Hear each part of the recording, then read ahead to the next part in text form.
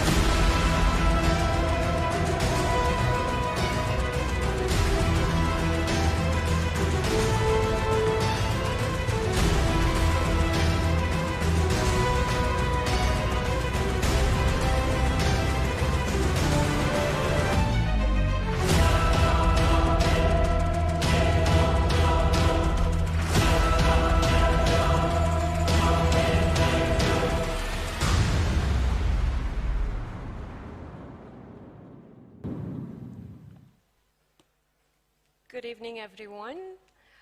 As already mentioned by Melanie, tonight we will tap into the topic of circular economy on global scale, but as well on national scale.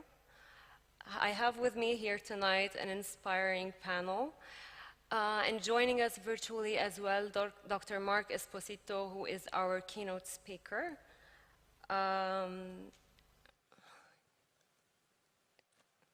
He will be connecting with us shortly. Meanwhile, I would like to introduce you to our Dr. Yorgos Dimitriou. He is the director of the Circular Economy Research Center in Paris. Athina Panayotou, Director General at the Cyprus Standardization Company and the Cyprus Certification Company as well. Nicole Finopoulou, lawyer with a specific take on finance sector and as well an expert on sustainability and ESG. Andri Dimitriadou joining us as well tonight. She's the Director of Energy and Environment at OEV. I also have the honor to have with us tonight George Kremlis, who's also the Prime Advisor of the Greek Prime Minister, with the specific take on climate, energy, sustainability and circular economy. Last but not least, Antonis Zorbas, Associate Professor at the Cyprus Open University. Thank you for joining us as well, Dr. Mark Esposito. I give you the floor to start. Thank you very much. Can you just confirm if you can hear me? Yes, I can. That's great. Well, first of all, thank you for having me. I have to say, I am envious not to be in Cyprus with you. I hope it will happen next time. A short introduction on the direction, I think, of reflection of this panel, but also a few things I would like you to maybe take into account into the conversations. So first of all, not only I would like you to consider the circular economy as one important movement that we currently have, but maybe I like to share a little bit of a different angle. At the end of the day, I'm a trained economist, and I started to reflect at a deeper level whether we wanted to look at root causes rather than necessarily just the challenges that we're facing on a regular basis. Now, let me be clear. The circular economy is by far a better form of production. If you had to choose between a linear model of production and a circular one, we all know that the circular economy would not really suffer the competition of linear models because it's simply a much more effective way of producing goods and services in the economy. But it's also a form of improvement of the current economy. And my purpose today is not only to invite you to improve our current state, but can we rethink a fundamental reset by creating value in a way that is going to be much more designed around the needs we currently have. Now, my work in the last few months have been encircled with big conversations. Things like what is the world architecture? How can we really navigate this transition that is going to take us into an entirely different set of normals? How do we really engage in design activism? And how do we make this activism kind of centered around the needs and the framework required to address the challenges that we have in the 21st century? We still have a model of thinking that is rooted and anchored in theories that were actually originated many, many years ago. Now, if we could design our production and models of growth within kind of the planetary boundaries, well, how would that production look like? If we could rethink finance, make it much more inclusive and equitable, if we could rethink about social mobility, if we're rethinking how economies can generate green jobs or jobs that currently we don't really have, if we can think about infrastructure, if we can actually design climate resilience in the way we are building the physical environment, well, how does that look like? These are the questions that I invite you to really engage in, not only in the panel, but throughout the conference. Also, when the conference will be over, reflection I wish you can take away with you. The questions I'm asking are instigating a new form of thinking, which is much more designed on the engineering our systems to become much more human-centric, but also capable of augmenting our abilities and allowing to explore a new phase and era of growth, which is much more designed around the opportunity that we have as a society with the constraints that we have to honor. The circular economy, ladies and gentlemen, is not just a movement that is designed on environmental elevation. It is actually a paradigm shift. It's really where we see a world without the trade-offs, where we don't see prosperity at the expenses of the environment, is where we actually start shifting decision not only within short-sightedness, but also towards the long-term horizons. If we are going to leave to the future generation a much more equitable world, we have to consider that the relationship with the planet cannot be problematic and neither platonic. It has to be engaged and much more about redesigning it within the boundaries. When we do that, when we're designing our life on Earth within the boundaries, we unleash a degree of ingenuity that's really where innovation and technology can help us moving forward. I wish you a good panel. I salute you all, and I wish you this to be the very beginning of a journey of reflection that might start with this conference in Cyprus, but will continue for the decades to come. Thank you very much. Thank you, Dr. Mark, for joining us.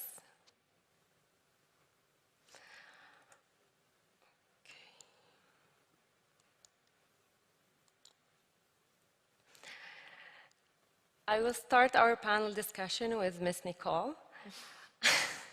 Me first.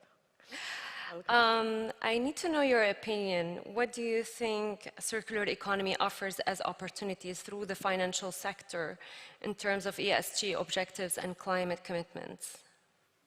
Very interesting question. As a circular economy, it's part of what we call sustainability, and effectively it refers to an economic model whose objective is to produce goods or to exchange goods or services in a sustainable way by limiting the consumption and waste of our natural resources. So it's something that everybody can support. So by way of an economic model, which how you will implement, and that is one of the things that the governments have taken first step forward towards the sustainable goals, that is the 17 goals that the United Nations named out for the 2030 agenda, the known 2030 agenda. So it's stands for the long tradition in related visions and models and theories.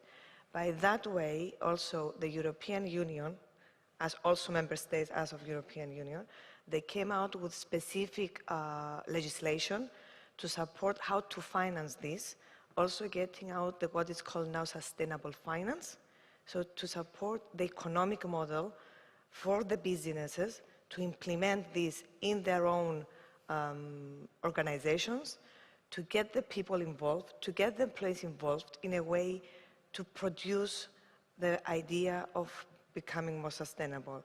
And all these have come out, we have seen this to be assessed in all levels. And as member states, I will say just a few examples. We have seen and we have noticed in our everyday life that there are changes. I will tell 2 examples.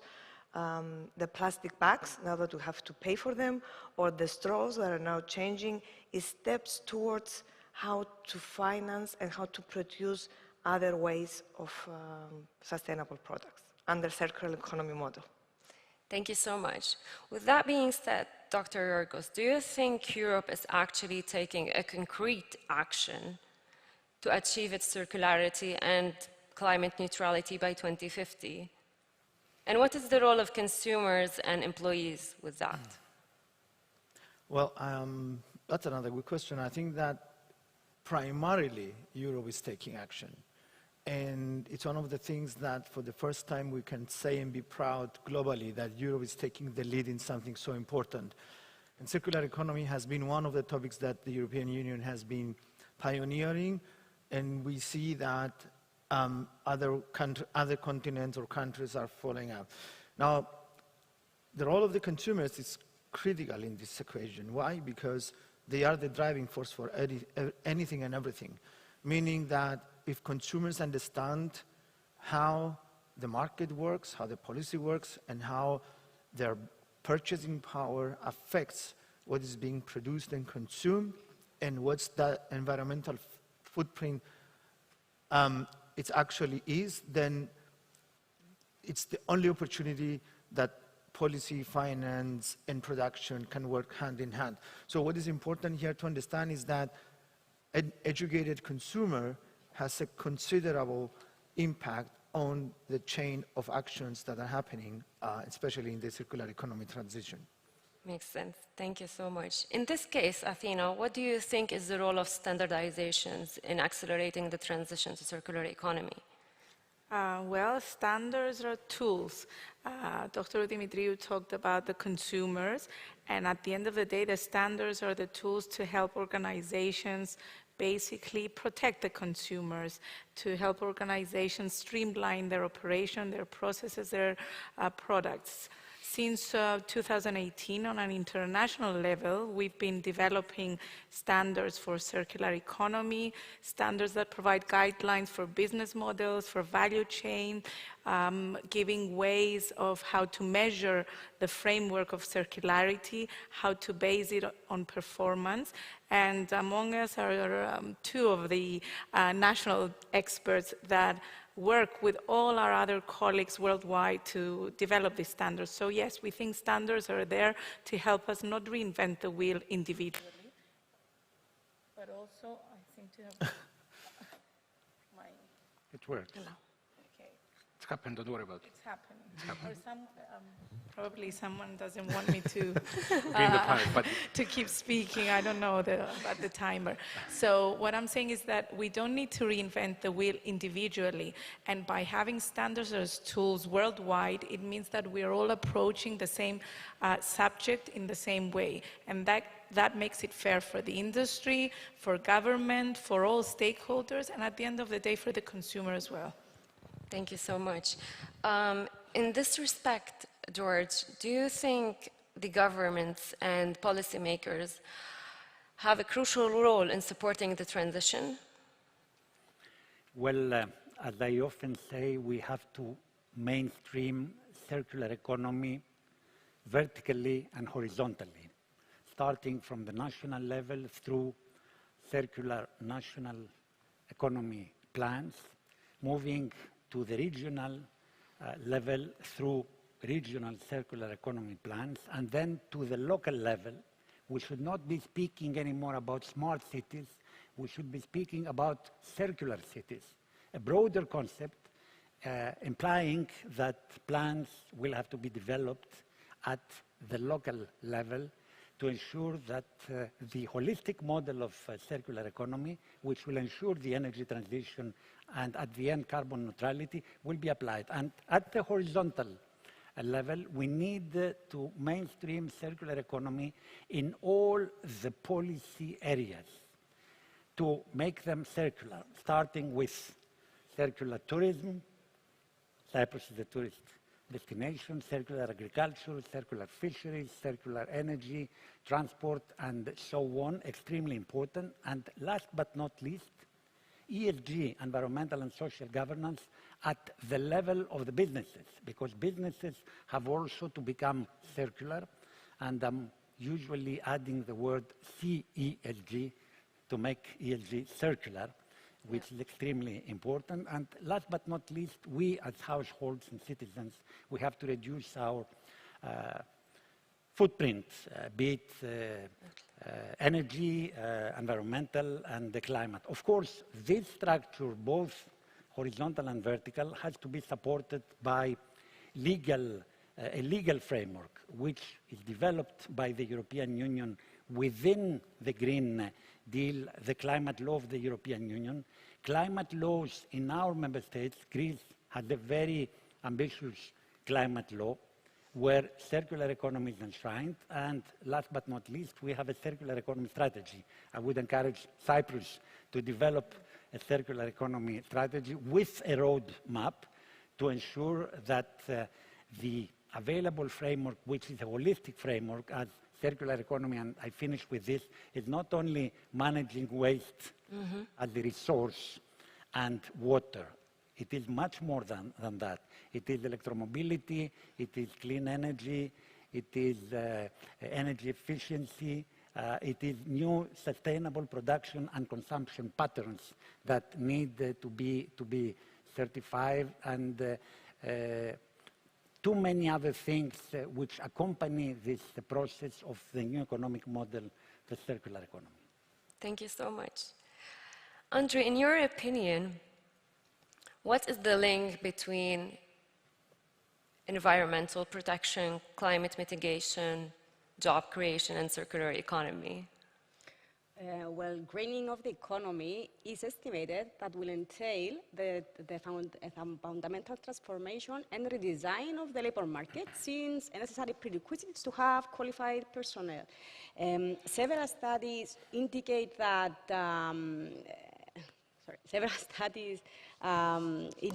there's a strong potential for job creation, for example, in the area of renewable energy, digital technologies, waste management. ILO specifically estimates that I think 700,000 jobs will be created only in Europe until 2030. The full picture, though, is that existing jobs will also be transformed and redefined because their profiles will be getting greener, and also a job shift will be experienced from sectors that they have significant adverse environmental impact to more circular activities due to job substitution and job distraction. In these cases, though, it is expected that proper education, upskilling, and reskilling will be the key for this successful job migration.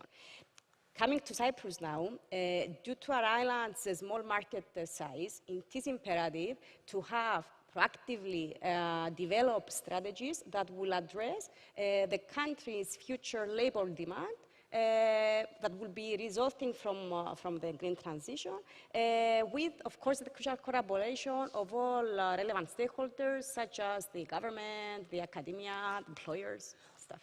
Exactly. And actually, that would start my next questions to Antonis. We really have this very strong fear of skills mismatch. So what do you think is the role of education and skills in accelerating the transition? Thank you, Joyce. Prime Minister, the Principal Advisor of Prime Minister, and Dr. Mack pointed the circular economy dimension very, very, very well. We are looking for a new mindset in educational level. When we speak about circular economy, we are not dealing with a waste. This is the biggest mistake that we are doing in academia, in research center, and also in the policymakers. Circular economy is dealing with a huge things around us, from educational level, from research, industrial level, and so on. So the main question is what we are trying to do. We are trying to solve problem and to train the next generation to react in the great debates. For example, if I ask the audience how many of the participants are willing to buy clothes produced from waste, I assume that none of them, they will say that I'm willing or I'm able to do it. However, if I will ask them what kind of brand they are wearing, for example, and tell me the brand, definitely I can say to them that this brand is produced from waste. Actually, I'm wearing a shoe that is produced 100% from waste. So what we try to do in academia is not just to do just fundamental research, but to explain what the nature is doing for so many centuries. So we try to explain to our students, we try to explain and educate the consumers to react on the great debates that are coming. Thank you so much. I'll be back to you, Nicole. Oh. What do you think is the impact of circular economy on the economy in Cyprus? Very good question. Because to be fair, across the world, especially Europe, the finance industry has key roles to play in facilitating a shift to a circular economy, but always is the issue of the financing and how a project can be bankable, can be an investment, and how can be related to business risks. So the banks and other lenders and investors can also raise awareness. So mainly the awareness, starting with the awareness will help to be able to get people to understand what circularity is, to implement it, so to request it. So they will request projects, and therefore, so the banks, which are banks, lenders, that are the big finance players for financing such projects, will be on board. Also, in parallel to the finance, it's important, as George noted, the stakeholders to be involved, the governments will be involved, as to give the motivation and the motives to be able to support persons that want to invest in such projects, because circular economy, it's a long term, and also will create employment positions, as Andrew said, will also diversify the products, will give more opportunities. So personally, I believe that for the finance is a widespread awareness to the need of the transition. And for that, because the market will follow, and also they're doing it. It's not that they're not doing it. The banks are looking at it, and financial services are looking at it. It's just they need more awareness of the people to be more aware that circular economy and circularity, it's a tool that it can provide. And in Cyprus, we have some tools that they started implementing, and I will agree with Mr. Kremlin, with Dr. Kremlin, that we may not be Greece, but we have plans in Cyprus, the Ministry of Finance, the Ministry of Tourism and Commerce. They have they came outside and they proposed and they noted and voted for some not donations, programs to be able to support this transition to circular economy. So yeah, there is a future, hopefully. We're but so first, to have to get up the awareness to people. Exactly. That being said, you know, Dr. Yorgos, the topic of our forum is all about inclusivity. So what is, in your opinion, an inclusive approach to circular economy? Well, first of all, I think we have to understand one thing. We are people from different disciplines and practices here, and we are talking about exactly the same thing from a different perspective. That's exactly the inclusivity that we're looking in circular economy. And why circular economy requires an inclusive approach? Because it touches so many of the domains, from employment, from finances, from standards, from processes. George Gremblis has mentioned an array of domains. As you can see in the slide there, an inclusive approach starts from the family and goes up to the education and the culture of everybody. The inclusivity means, in this way, is not that nobody's included from a human perspective, but nothing is included from the practice. Because circular economy, whether we want to accept it or not, scientifically, it is not an exact science. So it's a business model, it's a way we're behaving, a way we're working, and let's address a little bit the elephant in the room, which is the issue that we are occurring now with the Ukrainian-Russia war. It expedites and makes a more intense and vivid requirement for a solution to be addressed in the energy sector. And it's not just anymore the discussion about the climate change, the overconsumption, the scarcity of resources. There are much more. So either we are inclusive in the sense from cultural aspects, from educational aspects, from business aspects, and everything in the chain of command that we just discussed. Otherwise, we will not be having a result in the society in its entirety.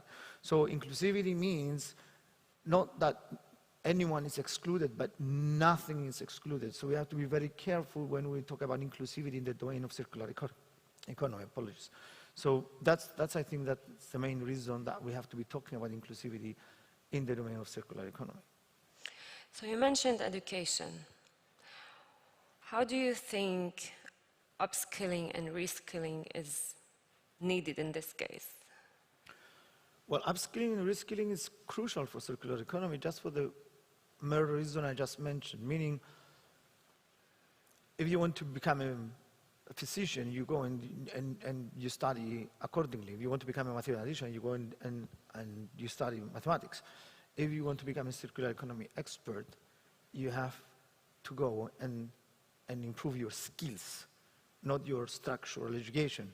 And that's a very important element to understand, because skills in the context of circular economy could be applied different in different domains of the productive economy. The principles may be the same, but the practice and the implementation and the culture of each industry is different. So upskilling and reskilling in this context, I think it's, allow me to say, it's primary. It's a primary target rather than structural education in addressing that. Thank you so much. Athena, what do you think, what's in your opinion, the effort that's being put at CYS, Cyprus standards body, in kind of pushing forward organizations in their transition? Okay. Well, as I mentioned, standards are the tools with which an organization of any type and any kind can achieve conformity, maybe, as we would like to call it. Now, I mentioned before that on an international level, we all the standards bodies, we work together to create international standards. But primarily what we do, we have to listen to what our local stakeholders want.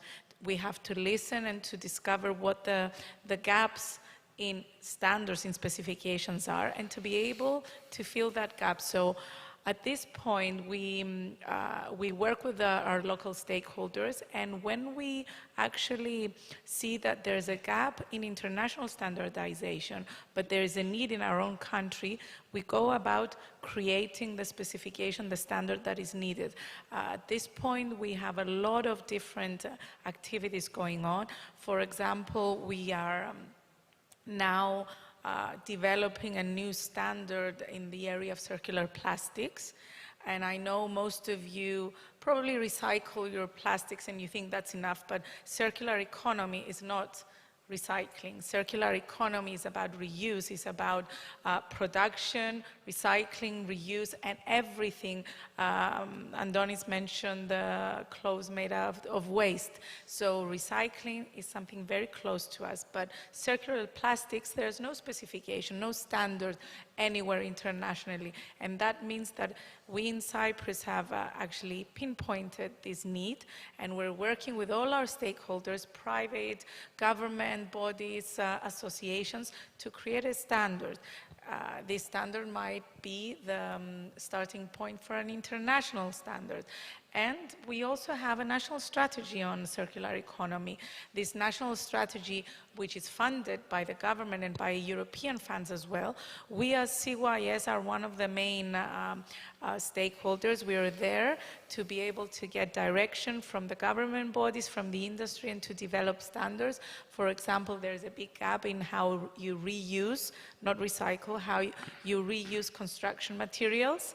There's a huge waste, but there's nowhere a specification saying how to use it and where to use it. And on a national level, we are helping the industry to develop a standard. So this standard might also become part of national legislation.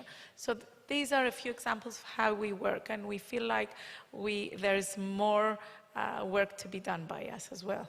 Yeah, exactly. Thank you so much. George, we've heard a lot about new skills, new jobs, and the workforce is actually facing sort of fear on the status of employment moving forward. Do you think Greece and Cyprus are actually promoting circular jobs in an efficient manner? Let me start by saying that the challenge of Cyprus as an island, with the handicap of the insularity in implementing circular economy, is huge, as it is far from the single European market. It has to recycle its own, let's say, products. There is no recycling capacity in Cyprus.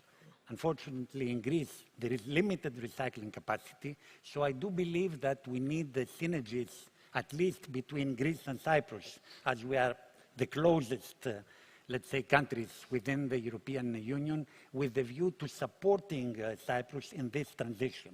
Clearly, this transition will create a lot of jobs, and it will also generate eco-innovation. Eco-innovation is one of the other elements that is needed. So new businesses, startups will be developed. You have to provide incentives. Without incentives, nothing happens.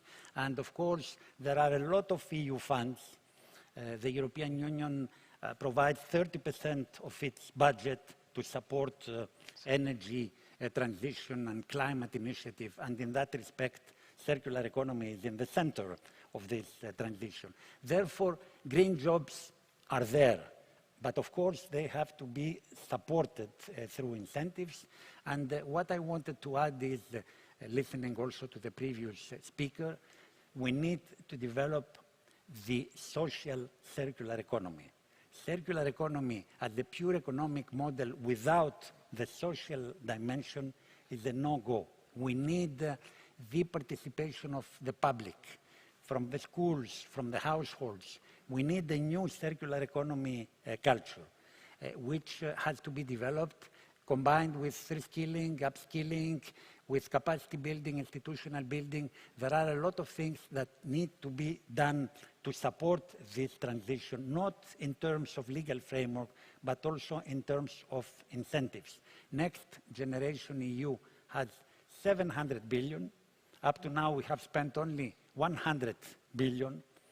There is room for developing more and more projects, and I believe that both countries, both our countries, Greece and Cyprus, have this potential and the expertise, the know-how which is there to promote this kind of activities, which will create jobs. And in Germany, and I finish with this, millions of jobs have been created under the umbrella of circular economy. We can see also that already in Greece, but again, for Cyprus, the challenge is big. This is why you need a holistic circular economy strategy to see how you will face the handicap of the insularity. And the last point I wanted to make, when the conference on the future of Europe or the new convention on the future of Europe will start, insularity needs to be in the center of the discussions, both for Cyprus as an island state, but also for Greece. We have Malta too, we have Ireland. It is extremely important in this transition towards climate neutrality to have the insularity dimension highlighted and supported to help our countries ensure this transition towards climate neutrality. Thank you so much. Andrei, what can you tell us, like how is OEV taking action and supporting businesses in Cyprus through their transition? Well, as an employers federation, we acknowledge that green transition, among other benefits, it will also provide a general economic boost and will enhance the competitiveness and the resilience of the businesses. Therefore, we have placed circular economy high on our agenda. Apart from incorporating circular economy within our core business activities and services that we provide to our members, such as keeping them up with the relevant developments, creating the relevant awareness, we also take several initiatives towards that direction. We have established the Cyprus Circular Economy Network, and we are the implementing body of the measure promotion of circular economy to hotels and tourist accommodation that is fully funded by the Cyprus Recovery and Resilience Program for 2021-2026. Through this initiative, basically we're going to support 50 businesses to develop their roadmap in becoming circular through business coaching and other consulting services. 20 businesses out of 50 will have the great opportunity of becoming certified with the pioneering circular economy certification scheme that is currently developed with the collaboration with CYS. And we will be supporting during the implementation stage. We believe that for us it's just the beginning as a federation, and our aspiration and our goal, if you like, is to find the proper mechanisms to further support even more businesses, not only in the hospitality sector, but also in other sectors of the economy through their journey towards circularity. Thank you so much. I left my last favorite question to Antonis. Do you think that we will see and find circular economy in the curriculum of universities and schools in Cyprus? Well, I'm not going to laugh. Well, what we are looking on circular economy, actually, we are looking for interdisciplinary approach and synergies, to be honest, between academia, industrial level, states, policymakers, political parties, and so on. Yorgos put it very, very well. Actually, what we are trying to develop is to develop, if you allowed me to steal a terminology of you that you use, the circular citizen. It's something that it's in the core of circular economy. And when we're speaking about circular economy, actually, we are speaking with a huge R. This is the main core, is not dealing with recycling. You have in front of you somebody that is against recycling. We have discovered with my team 33 different R behind recycling, starting with react, how we react with debates, how we refuse on something. So what we're trying to do is to interconnect all those with citizen approach. Then we try to interconnect what Athena mentioned previously, standardization, research, innovation potential, synergies with industrial sector, to convince all of them to participate on circularity and circular economy, and actually to accept to change their business model that, from my point of view, is completely wrong, because it's completely linear, even though we are not thinking circular. So, yes, we're trying to change this. Thank you so much. It's a pleasure to know that as well. Well, thank you so much, everyone. It's an honor to have you all here. I would like to give the floor to Dr. Dimitriou to conclude our session about circular economy. Thank you very much, Joyce. For those that know me, I'm very well known for breaking the protocols in this kind of events. So if you are okay with me, I would like to ask our guests to go next to the screen, if that's okay with you. Yes. And the reason is very simple. So here today, tonight, I mean, we are a number of people from different industries, governments, academia, and we're talking to you about something which is called circular economy. So what I learned is that when we talk to an audience like you, we really need to give you something to take home, because otherwise it's a useless exercise.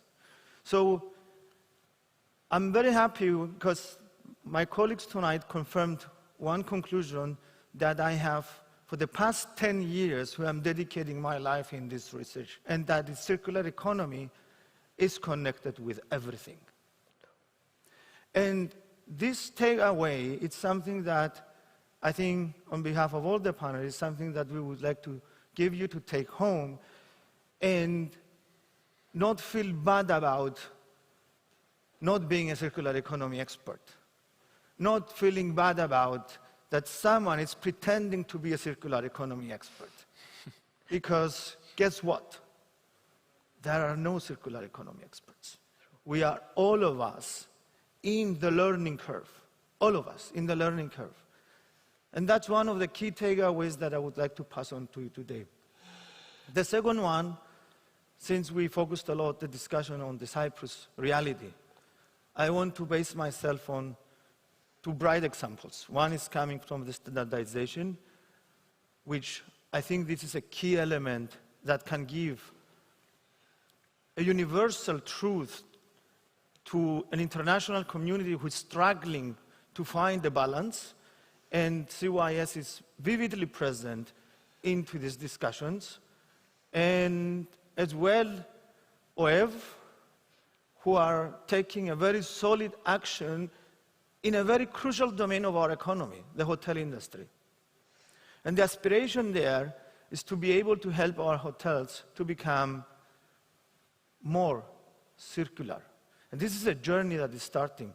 So, and this discussion we did tonight was basically to illustrate exactly that important element. And Nicole mentioned the financing aspects. I know everybody's interested about the check. I know it's interested about the payment, about the funding.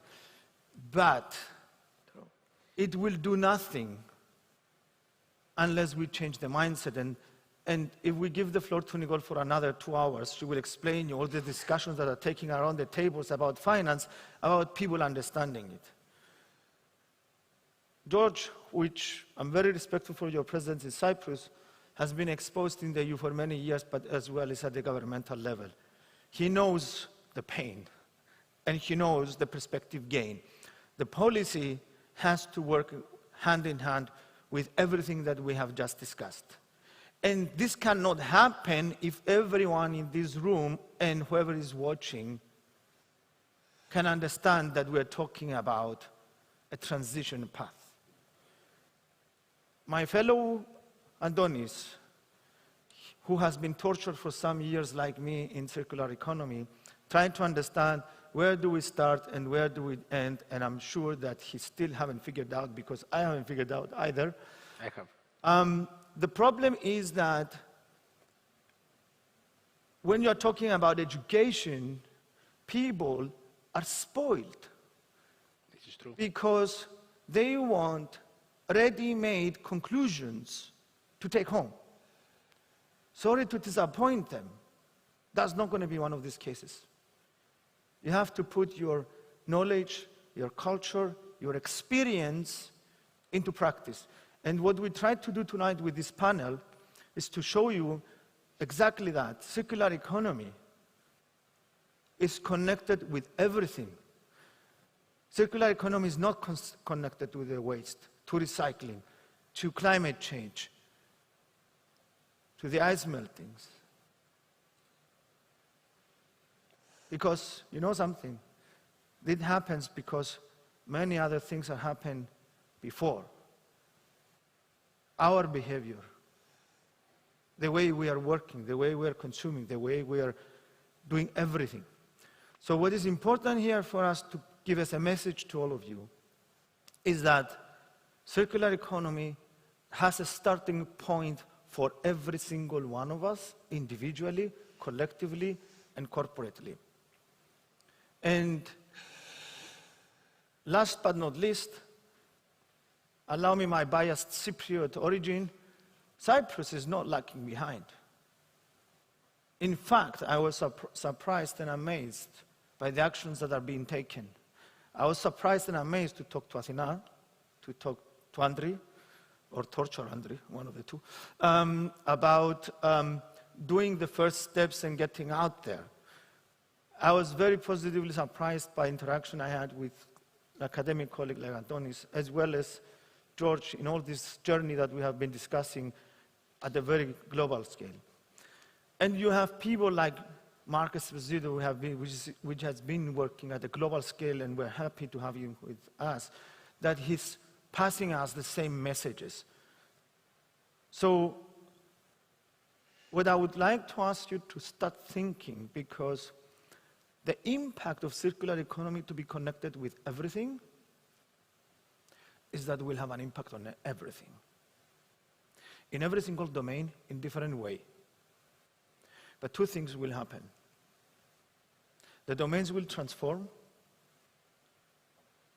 and the way we do things will transform. And this will have an impact. It will have an impact on our daily lives and our professional lives, whether we want it or not. And this is a one-way street that has just started. It's a long way ahead, but it has started. So be mindful, be open, and don't let anybody intimidate you whenever you decide to take the journey. Thank you very much. Thank you. Thank you. Thank you so much for your presence. Thank you. Thank you, Jean. You with it? Thank you very much.